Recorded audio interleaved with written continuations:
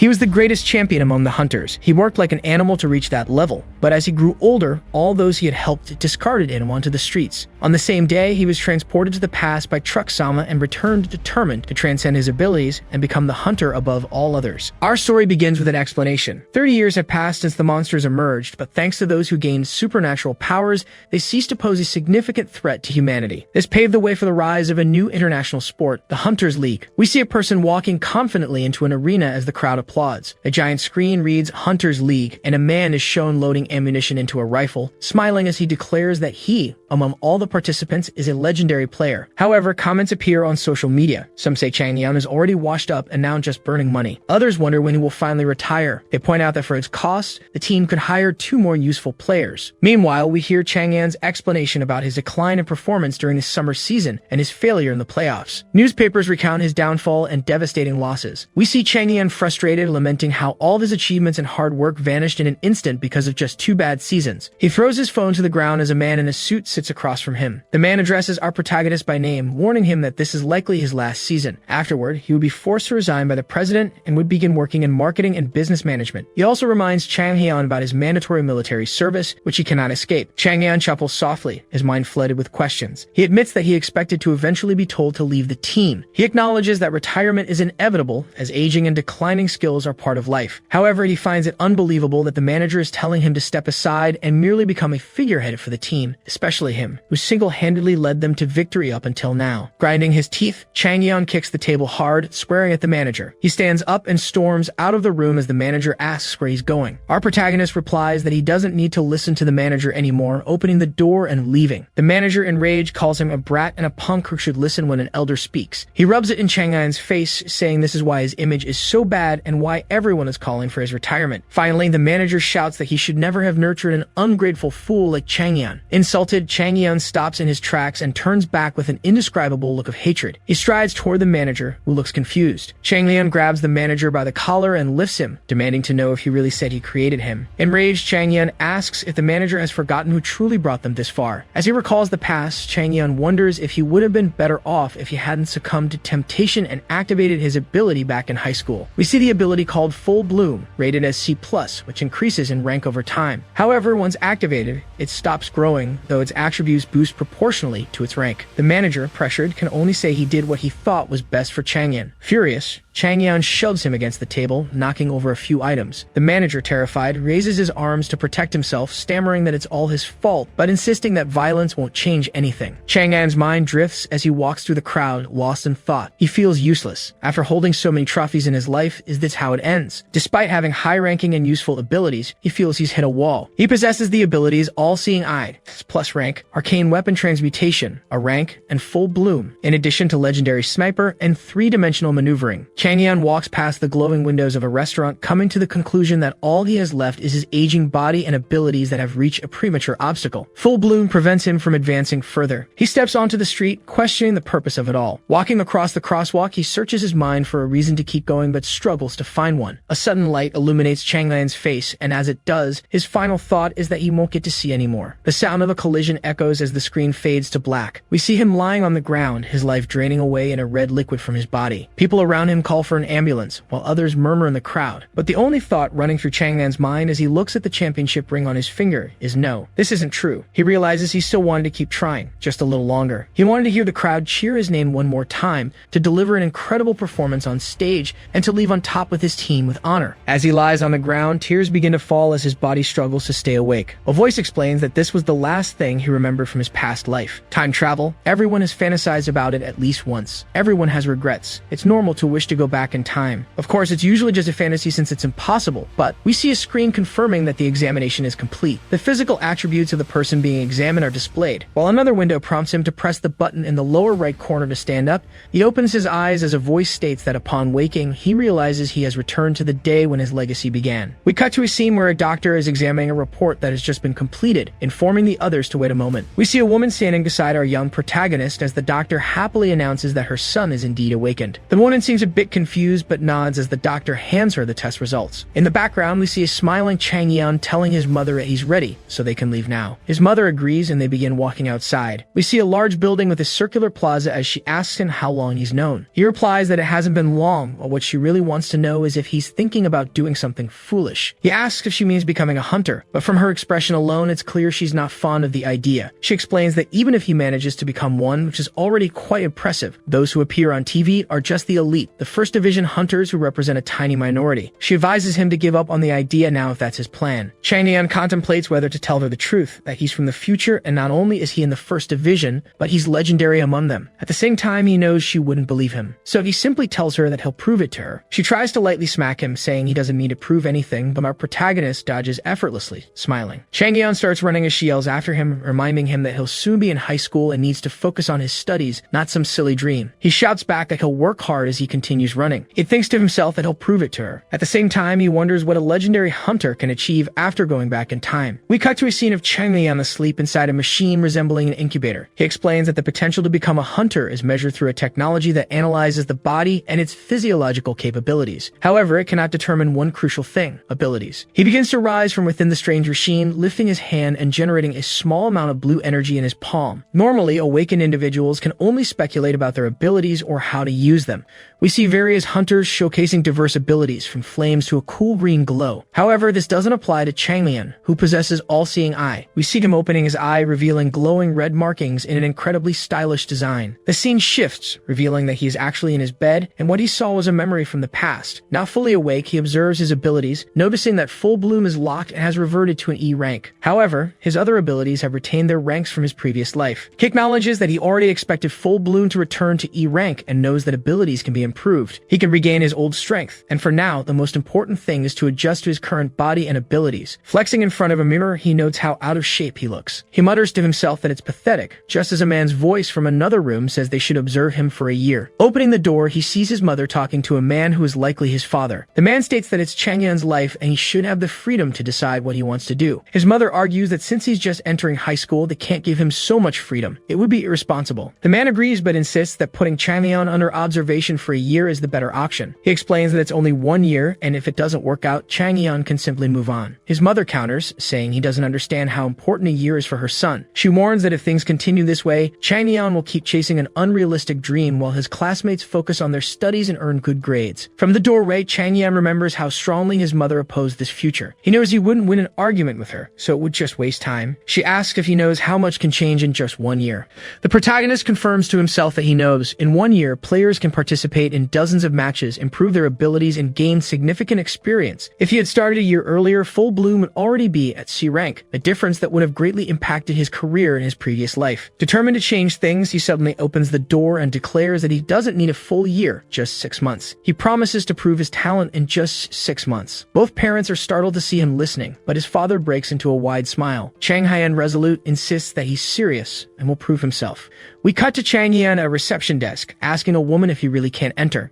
She confirms that minors require a guardian's permission to enter. He presses again, but she reiterates the rule. He realizes he'd forgotten this detail since he joined as an adult in his past life. At the same time, he knows that if he goes home now, he won't be able to train today. He begins asking if there's another way to gain access, but he's interrupted by someone touching his shoulder and calling his name. A blonde man asks what Changhyeon is doing there. It's Dojun Kim, a figure who, in the previous life, often placed second or third in the first and second divisions. While he never reached first place, his performance consistently drew comparisons to the highest ranked players. Changhyeon, not recognizing him in this timeline, feigns ignorance and asks who he is. Embarrassed, Dojun explains while pacing nervously, mentioning that he's from a class near Changhyeon's and is known at school as an awakened individual. Changhyeon replies that it's the first time he's heard of him. Clearly dejected, Dojun admits that's not unusual, but shifts focus back to asking what Changhyeon is doing there. He guesses that Changhyeon might be trying to join Seoul's Junior Hunters Club. Changhyeon denies it, explaining that he only wanted to use the training center but didn't know he needed a guardian's permission. Realizing this, Dojun excitedly asks if Changhyeon wants his help. As a club member, Dojun has free access to the facilities. Changhyeon thinks it's impressive that Dojun is already a member of the club. Of course, this favor wouldn't come free of charge. In exchange, Dojun says he wants to see Changhyeon train. Since there's nothing to lose, Changhyeon agrees. On Dojun's side, he's practically sparkling with excitement. The receptionist, who had been listening, simply confirms that she'll reserve a training room for them and register Dojun Dojun as Changhyeon's guardian. She directs them to room 3. They head to the room and Changhyeon starts preparing, putting on white sneakers. Dojun begins chatting, saying he never imagined anyone at their school would want to become a hunter. Changhyeon looks at him confused as Dojun continues, explaining that being part of the academy and joining the Hunters Club so young has made it hard for him to fit in since most members are older. But then he changes the subject, asking why Changhyeon is here. Since Changhyeon doesn't plan to take the Hunters test, the facility is practically empty, even though it's meant for training. Changhyeon confirms this, reasoning that most people are likely busy preparing for the test. He then asks Dojun if he really wants to stay, warning him that all he'll be doing is testing his abilities and practicing basic exercises, nothing exciting. Proudly and cheerfully, Dojun says that if Changhyeon needs help, he wouldn't mind lending a hand since they're from the same school. In his mind, Changhyeon notes that Dojun is clearly seeking attention, just as he did in his previous life. Considering he's decades older than Dojun, at least mentally, asking for help would be out of the question. Changhyeon moves to the center of the training field and begins configuring the settings using a holographic screen in front of him. The screen prompts him to confirm the setup. As soon as he presses confirm, a blinding light fills the hall, followed by a loud thud as something heavy lands on the ground. It's a tanker clone, a training dummy akin to those from RPG video games. However, this one is so durable that even scratching it is nearly impossible. The clone, clad in massive armor, wields an enormous shield and slams it against the ground. Shocked, Dojun exclaims that Changhyeon must have pressed the wrong button. He should have summoned a standard clone for practice. Even though the tanker is in practice mode, it's far too difficult for someone at Changhyeon's current level. Lifting his arm, Changhyeon selects a spear as his weapon and asks Dojun what he's talking about. Training dummies are supposed to be tough after all. Changhyeon challenges Dojun to watch closely if he doubts what's about to happen. To overcome something strong and sturdy, easiest way is to strike it with something even harder.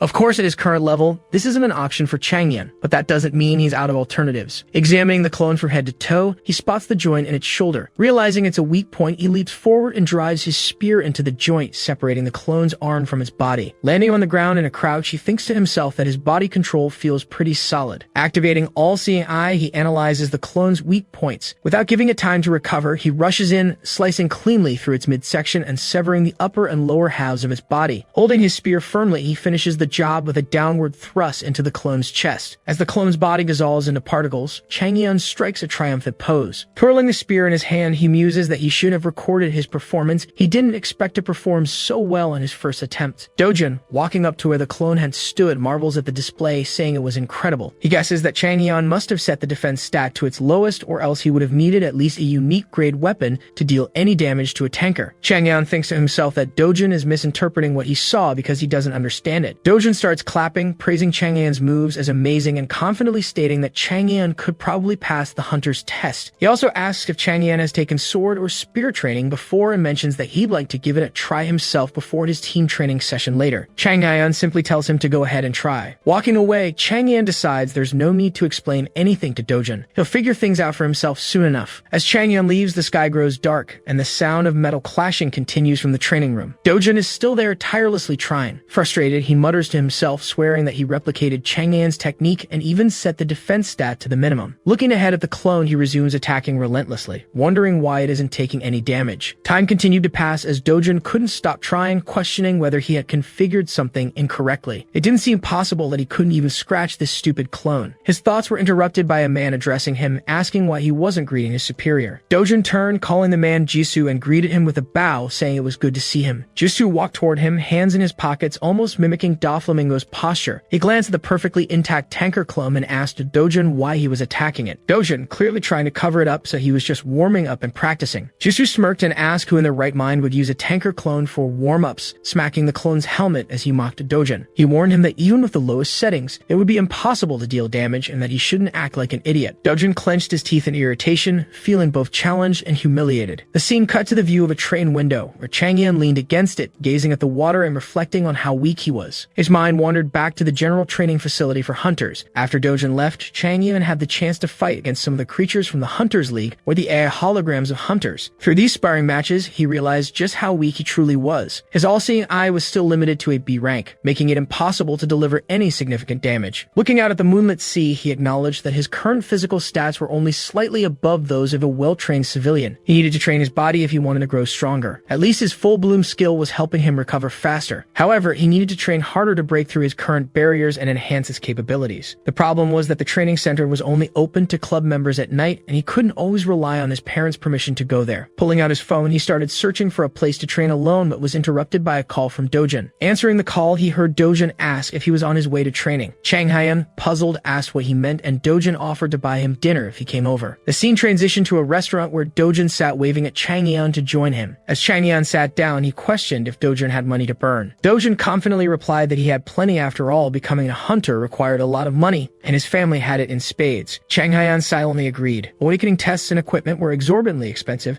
making them inaccessible to the poor. He noted that Dojin was exactly like him in his previous life, always doing whatever it took to stay in the spotlight. Wasting no time, Changhyeon asked why Dojin had called him here. Dojin, confused, stumbled over his words as Changhyeon continued, accusing him of not inviting him out of concern for whether he could afford it. Dojin admitted Changhyeon was right, confessing that the dinner was just an excuse to ask him a question. Changhyeon, raising his hand to signal for the menu, asked if it was about the tanker clone. Dojin admitted he tried to replicate what Changhyeon had done but failed, so he wanted to know if there was some hidden setting or trick. Before he could continue, his expression turned nervous as the sound of approaching voices caught their attention. A group of people dressed similarly to Dojin entered. Changhyeon guessed they were his team members. At the forefront was Jisoo, walking confidently and mocking loudly about the absolute baboon who had been striking a tanker clone with a mithril sword. One of his teammates suggested he might have been testing the sword's durability, but another shouted over him, clarifying that Dojin had genuinely been trying to break the clone. Dojin's face burned with embarrassment and frustration, shedding light on why he had been so angry while training earlier. Jisoo continued to tease, recounting how he'd asked Dojin why he was attacking the clone and had been told, "Because I saw my friend do it." He laughed, chirping that he should have asked if this friend could also shoot lightning from their forehead. A short-haired teammate chimed in, saying it must have been hilarious to watch those two idiots. Jisoo, however, lamented that this so-called friend wasn't there. Calmly sipping his water, Changhyeon reflected on how, while Dojin worked hard, this man was nothing but a nuisance to him. This wasn't something Changhyeon could overlook. Slamming his glass onto the table, he spoke loudly to provoke the troublemakers, claiming there was no need to change the settings. It would be easy if someone knew the trick. He added that it was worth trying to figure it out even if certain idiots declared it impossible just because they couldn't do it. Taking it further, he mockingly asked if anyone at the academy could pull it off and jabbed at Jisoo by asking if the idiot friend had paid his way onto the team. Dojin tried to intervene, urging Changhyeon to stop, but Jisoo slammed his foot onto the table, silencing him. Jisoo glared at Changhyeon and demanded to know who he thought he was to disrespect an academy student like that. He went on to threaten Changhyeon, warning that if a hunter like him hit someone like Changhyeon, there wouldn't be much left. Magnanimously, he offered him 3 seconds to apologize. Changhyeon, unfazed by the threat, wondered why this idiot was speaking like a character from a cliché movie. While he'd been looking forward to his free dinner, it seemed he'd have to let it go. Rising calmly, Changhyeon met Jisoo's smug smile, which clearly anticipated an apology. Poor fool, he had no idea what was coming. Without hesitation, Changhyeon delivered a vicious punch to Jisoo's face, sending him flying into a table. Jisoo's friends rushed to help him up as Changhyeon casually declared that if someone gave him 3 seconds, he wouldn't be stupid enough to waste them. Changhyeon swung the hand he had used to punch, thinking that he would never pass up an opportunity to strike first. Jisoo began to rise, cursing but still smiling. Changhyeon casually warned him that while he might be Dojin's senior, to him, Jisoo was just another person, so he shouldn't get involved with him. Jisoo charged at Changhyeon with a punch that was easily dodged. Changhyeon continued taunting him, asking what he had said earlier about how there wouldn't be anything left of him if he took a hit, sarcastically adding that it was just a bait if. As Jisoo prepared to throw another punch, cursing Changhyeon's mother in the process,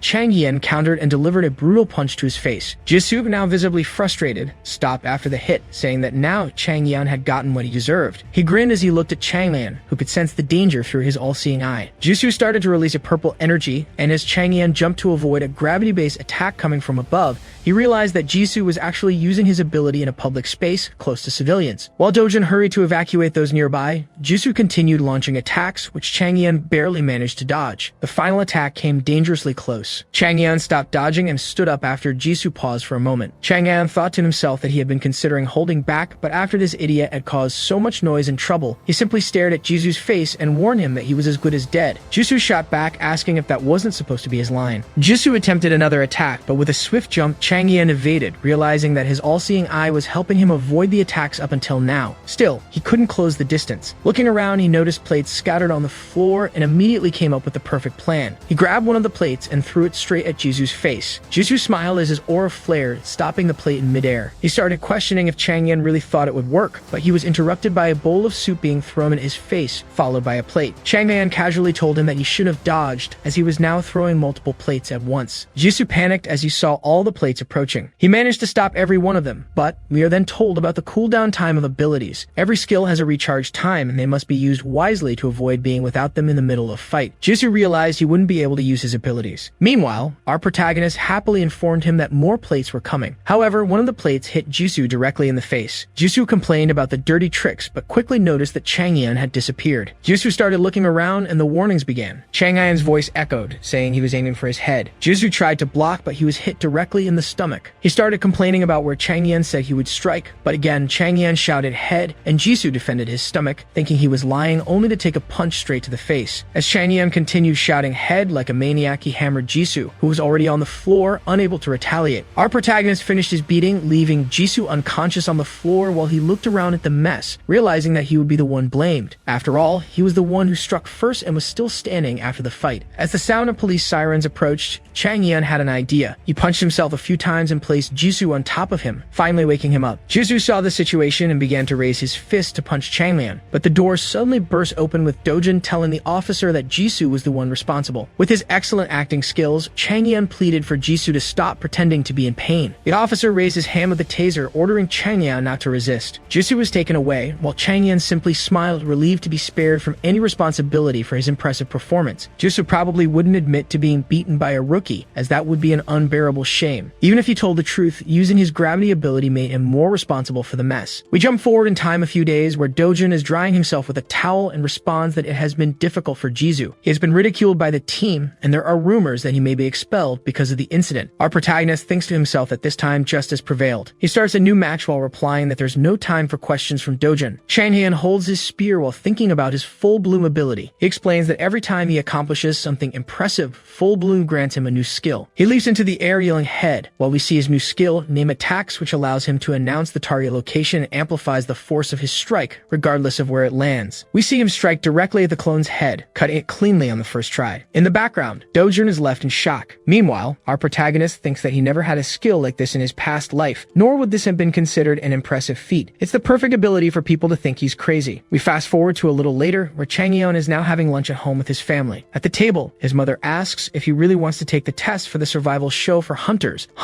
the new generation. He affirms, saying he will prove to them that he can become a hunter. He explains in his thoughts what the survival show for hunters is, a television program focused on discovering and guiding promising hunters. The registration is now open. His mother asks if he's not worried about it being too competitive since it's a TV show, but his father tells her to leave him alone, saying he won't get anywhere without taking risks. However, she asks him if that's why he ruined the business by taking risks. The protagonist, a bit embarrassed by the situation, cuts off the discussion by talking about the advantages if he wins, which include entering the Awakened Academy, joining a third-tier team, a large cash prize, and a weapon customized exclusively for him. His mother starts murmuring about whether they should really let him do it since it's so competitive. The protagonist then confirms that he will do his best. She agrees but warns him that she doesn't want him coming home crying if he fails. We return to the protagonist's thoughts, where he reflects that it's definitely a very competitive show since they are selecting the most talented hunter in the country and they are offering several significant incentives. In any case, they are picking the best among the amateurs. He mentally reassures himself that his parents don't need to worry. He has won countless trophies in his life, so he would never lose to simple amateurs. We then cut to the scene of the test, where we see Changhyeon standing on top of a large pile of clone bodies, holding 2 pistols. This is the 3-minute clone test. Our protagonist gives a small smile while wiping the sweat off his brow as the test announces that he has passed. In the next scene, we see a room with a large rectangular table and 3 people sitting. They are discussing how the registrations are almost over, and we hear a woman asking a man named Minsuk if he didn't already say he had no intention of being a judge, asking why he changed his mind. This is Arajo, a judge from Hunters, the new generation. Minsuk Lee calmly replies that there were many factors. Even with his international success, he felt he wasn't giving the nation the attention it needed, so he decided to become a judge. He also hopes to find an unpolished gem within the show. A man arrogantly comments that if there were any gems here, they would already be in the professional competition league, not in a small show like this. After all, the academy always does its best to attract new students. This man is like the others, a judge named Suyuk Min, who is interrupted by Minsuk, who tells him that it's precisely the eccentric people who stand out with the right guidance. However, Arajo warns him that these kids don't need a league, but people who care for them. Minsuk says that she only says that because she has never met Ethan, the newest talent discovered. She tells him to do as he pleases as everyone's vote counts the same. We cut from the judge's office directly to Changhyeon's room, where he is reading the announcement for the competition on his computer. It states that they are looking for a new star who will shape the future of the Hunter League. However, the first round is only a written test, which disappoints him a bit. Simple questions like weight, age, stats, and even affiliation, where Academy members will surely love that part, having a slight advantage over the others. They ask him to describe his struggles and previous occupation before becoming a hunter, as well as how he overcame them. He didn't face many problems in this life, unlike his past life. The next question asks how he interacts with his teammates and how he handles difficulties. However, our boy knows that in his past life, he forced his teammates to obey. He takes a sip of coffee while thinking it would be much easier once he gets in, but apparently, the hardest part was the written test, so he must make up for it in the practical test. He notices that the next stage, Stage 3, unlike the others, asks him to click on a link. Once he clicks it, the environment around him begins to change as he thinks about how a player's abilities are usually shaped by their efforts and unique characteristics.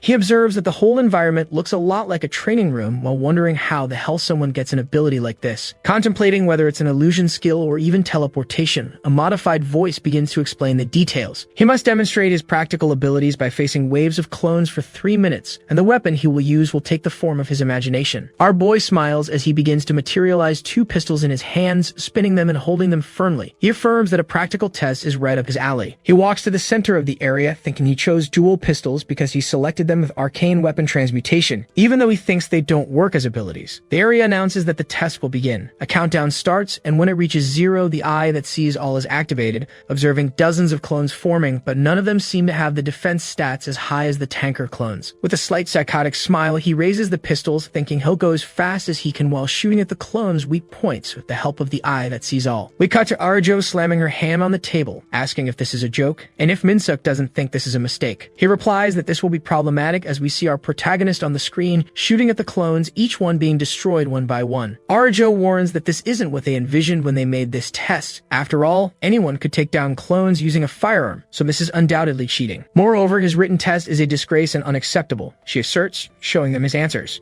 Starting with the first answer where he claimed not to have any difficulties and that his life as a student was very easy. In the second, he answered that he would force his teammates to obey in order to avoid any conflict. Arjo throws the tablet on the table, warning that he's definitely not taking this seriously and questioning how they don't see any problems with that. Minsuk agrees with her but points out that weapons aren't exactly viable for players as they are difficult to use against monsters and elite players. If a player loses their weapon, the mana it contains dissipates. This means that with firearms, you need to use mana with each shot to make them useful, which is extremely difficult. That's why it's more common to use melee weapons. It's rare to see anyone with long-range weapons, and when it does happen, they're usually slow weapons like sniper rifles or bows. In Minsuk's mind, he thinks that such a feat, firing constant mana-infused bullets, would only be possible for someone like Ethan, a prodigy. He still says that Changhyeon piques his interest, though. Arjo tries to question him, but she's interrupted by Suyuk, who is also interested. He points out that, in any case, the participant found a loophole in the rules. Whether intentional or not, the only result that will matter is the outcome. Minsuk agrees and says that this isn't even the final round of the selection, so they can disqualify him later if he doesn't meet the standards. But he can't stop thinking that Changhyeon seems to have a very different perspective on weapons than they do. She asks what he's talking about, but even Minsuk doesn't know what it is. It's just a feeling. Minsuk thinks that Changhyeon might actually find firearms viable in the Hunter League, even though it seems impossible, but he still wants our boy to prove him wrong. Meanwhile, on the television, we see our boy saying that next time,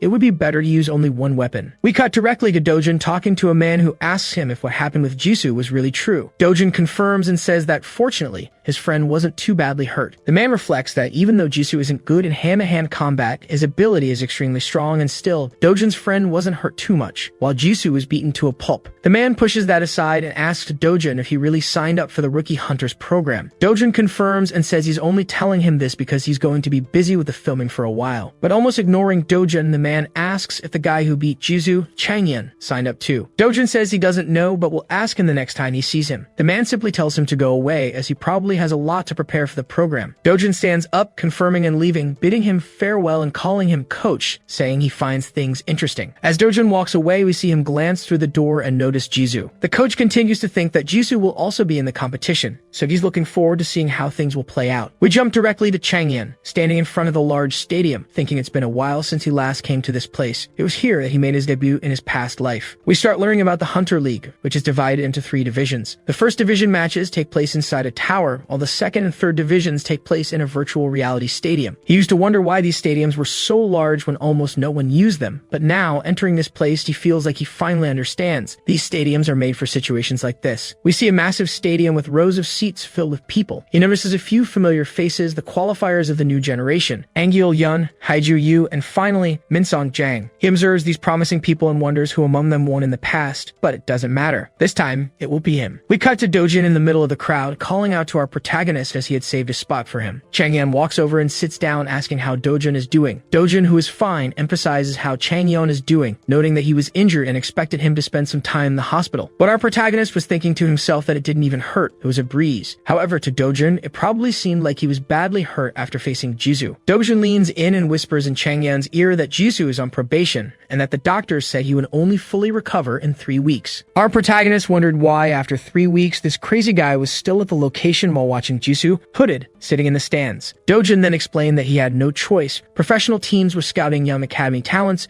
so he had to participate to make a good impression. Suddenly, the entire venue was filled with mist, and the cameras and audience turned their attention to the center, where a man in a suit appeared. He announced loudly that there was always a need for new players and fresh faces. One of them would shape the future, but who? He welcomed everyone to Hunters, the new generation. The creation of a legend was about to begin. The lights came on, revealing the blonde man with arms wide open, declaring that it had begun.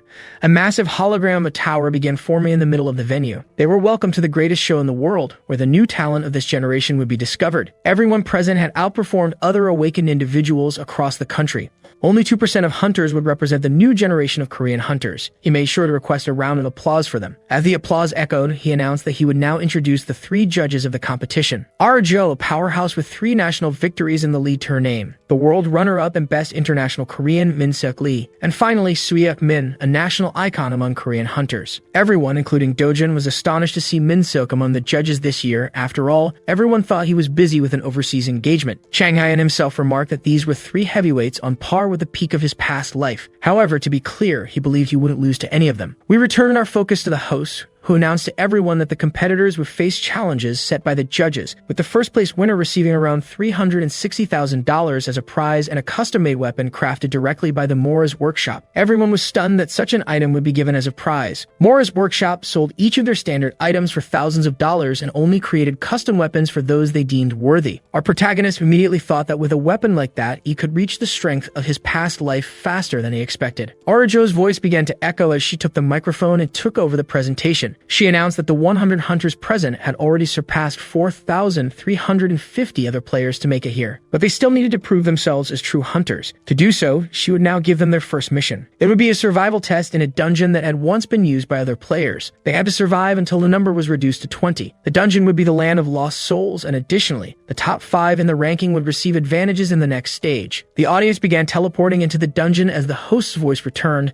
announcing that the challenge had begun. Our protagonist celebrated the start as he was transported to a location with a clear sky and trees. He looked around, recognizing the land of lost souls. He gazed at a waterfall, recalling that he had reached finals in this place in the past. He knew this location inside out, from the dungeon structure, its core, and even the secret dungeon hidden within it. He smiled as he walked, wondering how they would handle it. We saw Arajo thinking to herself that Changhyeon would never make it past this stage. She remarked that he passed the qualifying round without even showing his own skills. Even though he claimed to use intellect, she didn't believe it. A survival test was designed to measure players' essential skill levels. In this setting, a fake hunter like him wouldn't stand a chance. She smiled arrogantly, thinking he shouldn't underestimate the Hunters League. Meanwhile, Suyeok spoke to Min-seok, saying the participants' skills were impressive and that a survival test was an interesting idea. It seemed Arajo had come up with something amazing. It was also a great way to eliminate players without skills or experience. However, all 3 judges were shocked when a small dot exited the designated testing area. They assumed it must have been an error for someone to escape the area. Suyeok suggested they display what was happening as the perspective shifted to our protagonist standing before a large, ornate door, smiling like a psychopath. In the next scene, Arajo rose, asking aloud how it was possible for him to know about that location. She thought to herself that this was precisely where the artifact of the land of lost souls was hidden. She began to explain to us about the artifacts.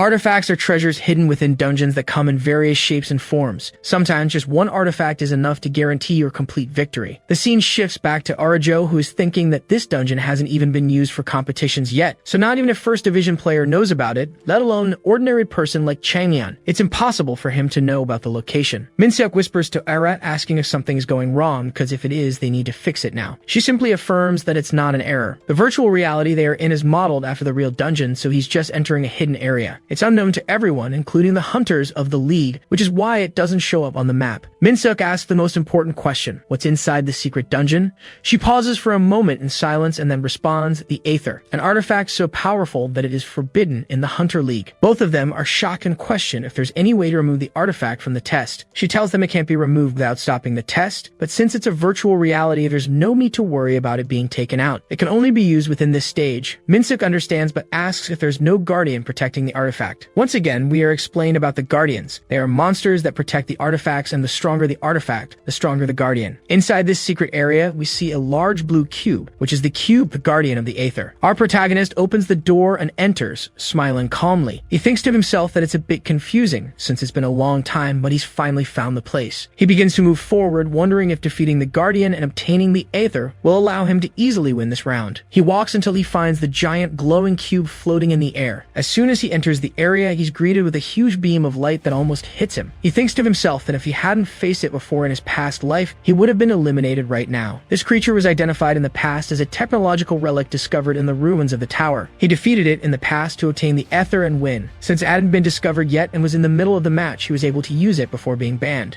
Changhyeon uses the arcane weapon transmutation to create a crowbar-like sword. He rushes toward the cube and rips off a piece of its shell, falling to the ground after tearing it off while holding the piece. He starts thinking that if this were the guardian of a real monster, he wouldn't be able to fight it as he is now. However, the cube is a technological relic that protects artifacts, so he stands a chance if he understands its patterns. He watches the giant cube dismantle and rebuild itself into a huge pair of hands. They advance, striking the air above our protagonist. Even knowing this would happen, it passes dangerously close, but he doesn't miss the chance he had. He explains that just before dodging, he threw the piece he had torn off right in the middle of the attack from the hands. No matter how strong the relic is, receiving a blow equally strong from itself is extremely damaging. It's only natural for it to break itself with such a hit. He smiles as he walks toward the Aether, where we see a large golden altar with a gold-encrusted chest. Changhyeon begins to open the chest, wondering when the last time was that he saw the Aether, even though this isn't the real one. He observes the shiny item inside, thinking that so far everything is going according to plan. He picks up the artifact and equips it to his weapon. A small glow surrounds the weapon, but something surprises him. A small sound as the glow envelops him. He is impressed, thinking if this is really what he thinks it is. The full bloom skill considers the defeat of the Guardian an extraordinary feat, granting him a new ability. This ability is Aether, where he can use his mana to conjure a replica of the original Aether. He thinks how lucky he is as he transmutes his weapon into two pistols. He prepares and starts shooting at the wall, thinking about how much easier it is to use the pistols with the artifact. The protagonist begins to explain to us that he used weapons in his past life due to his extremely vast mana capacity. This allowed him to constantly fire bullets made of pure mana. He looks at his full bloom ability, and since he hasn't used it yet, he doesn't have his previous mana capacity, so it's not possible for him to do it now. However, he can compensate for this and do the same using the Aether. He starts analyzing the shots, thinking that they're really good for suppressive fire, but it will be difficult to land accurate shots. But he can work with this, so he smiles, knowing he can handle it. The scene shifts to the judges, who are all shocked, watching the screen as they realize he is really crazy for using firearms. Arjo comments on this while Suyuk asks if he's really going to use the Aether this way. Min-suk begins speaking, telling them to wait, and asks how it's possible that he dodged the laser at the start of the fight. Suyuk agrees that it's strange. Min-suk points out that it's a mechanical creature, so it probably has an attack pattern, but he also wonders what the chances are that he knows the pattern. Arjo comments that for a professional hunter, it wouldn't be impossible,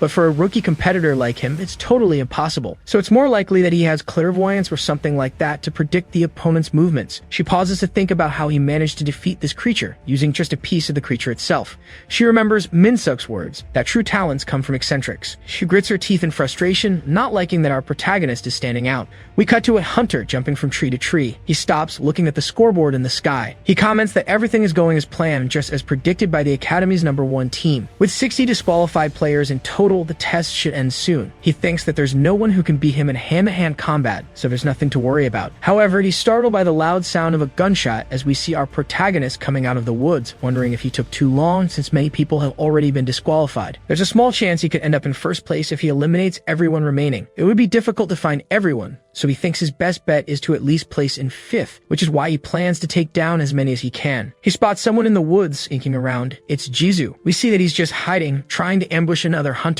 The hunter is eliminated, crushed by gravitational pressure. However, as Changhyeon rises from the woods to approach the crater where the disqualified player was, Jisoo's look of desperation is clear when he hears Changhyeon's voice asking how he's doing. Jisoo turns around, falling into despair, while our protagonist tells him that he's in trouble, so Jisoo is going to help him as he approaches. Jisoo stands up, cursing, asking if he's really messing with him. Our protagonist just places a hand on his shoulder, asking if he's not being too rude to someone who's just come to ask for help. Jisoo tries to attack by surprise, but our protagonist dodges with no trouble. Changhyeon starts thinking that if he makes him attack with the ability in a wide area and reduce attack power, he'll be able to draw in and eliminate everyone remaining. However, it seems that our dear Jisoo doesn't want to help willingly, so our protagonist is going to have to change his mind a bit. Our protagonist begins to shout where he's going to hit, striking Jisoo in several places. After some time, all beaten up, Jisoo, now shaken, asks what Changhyeon wants. He's even more surprised when our protagonist tells him that he wants to work together. Jisoo replies that he won't do anything with him. To make him change his mind even more, Changhyeon pulls out a pistol and shoots near Jisoo's foot.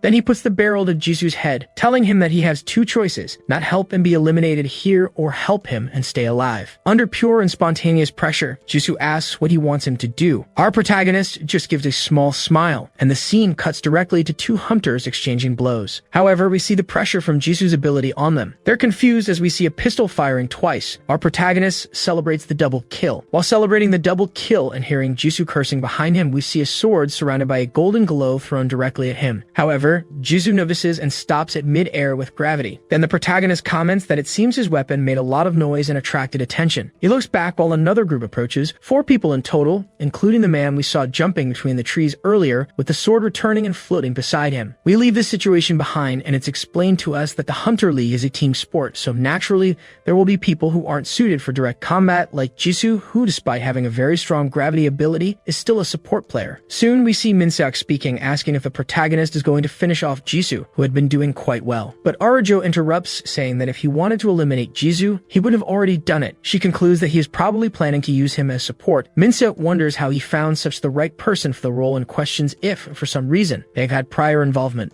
At the same time, in Minseok's mind, he wonders if Changhyeon might have the ability to see other people's skills. However, he brushes it off, thinking he's probably overthinking. Suyeok compliments them, saying they make a great duo. Jisoo could immobilize them with gravity, while Changhyeon could eliminate them. But Minseok, with a strange smile, warns them not to jump to conclusions, as the next opponent won't be so easy to defeat. We return directly to the battlefield, where the 4 members of the group are facing off against our duo. Meanwhile, the protagonist thinks about the easiest way to gain an advantage in a battle. It would be weapons, tactics, good composition, but none of that. The easiest way to gain an advantage is by outnumbering your opponent. He thinks that even with Jisoo by his side, they couldn't win, since Jisoo is still support and they are outnumbered. Our protagonist smiles, knowing that this is probably what they're thinking. The floating sword tries to strike him, but he simply dodges, jumping and commenting that it's been a long time since he felt this way. Hangyeol, the competitor, says he doesn't know how he's doing it, but he will eliminate him. Hangyeol tells him not to hold any grudges as he throws the sword again. In his mind, Changhyeon recalls that in his past life, Hangyeol was able to use multiple swords with his telekinesis, but now he is incapable, so it will be difficult to defend against a hail of bullets. He fires several shots at him, while Hangyeol hides behind a tree to protect himself. Meanwhile, in the back we see Jisoo running. Our protagonist smiles until he's interrupted by a sword thrown by one of Hangyeol's teammates. He dodges it, disarms the idiot, and tells him he has a lot to learn. He adds that you can't get so close to an armed opponent. 1 down. As he finishes with a shot, the protagonist notices Hangyeol's sword coming directly at him, so he retreats into the forest,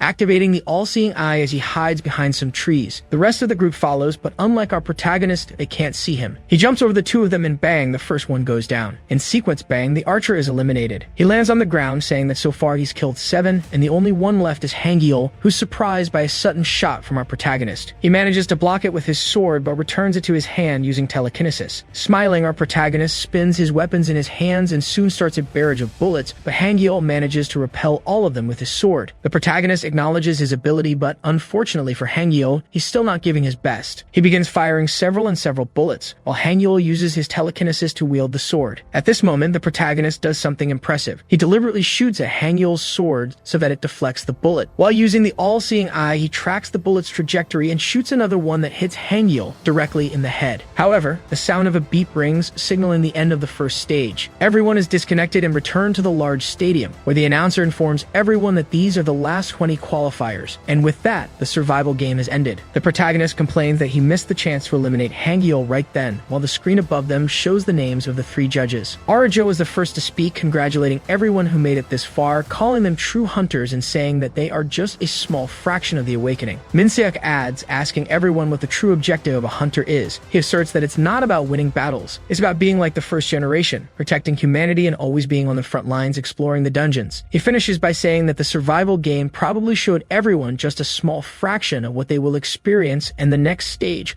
will take place at the same location, but only next week. He encourages them to use this week to improve themselves and recommends that they use the training center at least once. Meanwhile, our protagonist is focused on something else, the final ranking. Our protagonist observes the ranking and notices that he at least made it to 5th place. However, he gains something better. He sees the full mission of the Aether. While he is watching, Dojin approaches him, astonished that he really made it to 5th place, and congratulates him. He also asks if he really used a firearm, since everyone is talking about it. The protagonist simply says that he found a way, but Dojin continues asking how he managed to use firearms in combat. While they are talking, someone approaches and interrupts them, asking if the protagonist is ready for his interview. We cut directly to a studio where Changhyeon asks where he should look, and the man tells him to look at him, proceeding to ask the first question. Why did he decide to join the Hunters, the next generation? With some arrogance, he simply responds that it's because there is no one better than him. The reporter congratulates him first, then asks if he faced anyone who stood out. The protagonist denies it, but in his mind, he admits he is a bit worried about Hangyeol. The reporter asks that since he didn't find anyone interesting, why he only came in 5th place. Immediately, with a smile, the protagonist answers that it wouldn't be fun to dominate the whole show from the start, leaving the reporters speechless. We don't see the rest of the questions and cut directly to the cafeteria. There, Changhyeon is eating with Dojin, who is complaining about his interview where he was repeatedly compared to Jisoo. The protagonist thinks it must really be tough for Dojin since he's not someone who would badmouth the superior, and Jisoo keeps annoying him. Dojin finishes by saying that they asked about his rival, and he denied that it was Jisoo, claiming it was our protagonist, Changhyeon. He then asks Changhyeon who he said his rival was. Changhyeon responds that only he could be his own rival. But Dojin starts talking about Hangyeol and Haeju Yu, who were both as good as professionals. He advises Changhyeon to be careful and says that if he saw them in action, he would understand. Our protagonist interrupts his train of thought, asking if this is how he thinks. He also asks if Dojin believes they are not on a different level than him. He warns him that if he keeps thinking this way, he won't get anywhere, so it's better to give up. He gets up and says he's going to train first. Dojin is clearly downcast, and our protagonist thinks he might have been too harsh, but he needed to say it. In his mind, the protagonist reflects that talent is the same for everyone, except for a very small group of people. Those who stand out are the only ones who get attention, so it's useless to think that he is less capable than anyone, especially at his age. He finishes his coffee when he's approached by another person, a boy with black hair who was with Hangyeol. The boy approaches him, grabbing his hand and starts asking a lot of questions. Whether he wants to duel his name, age, if he's been training, and especially mentioning that he's never seen anyone his age go head-to-head with Hangyeol. The only thing the protagonist pays attention to is the question about his name, which he answers is Changhyeon and asks what the boy wants. The boy says that Hangyeol was angry after the test, that Hangyeol holds him and tells him not to say anything unnecessary, and then begins pulling him away from the protagonist while apologizing. The protagonist simply thinks that he has no idea what just happened, but both seem to be good friends and also students of the academy. He activates the all-seeing eye and observes their attributes. He notes that because his full blue isn't activated, some of their attributes exceed his by up to 50%,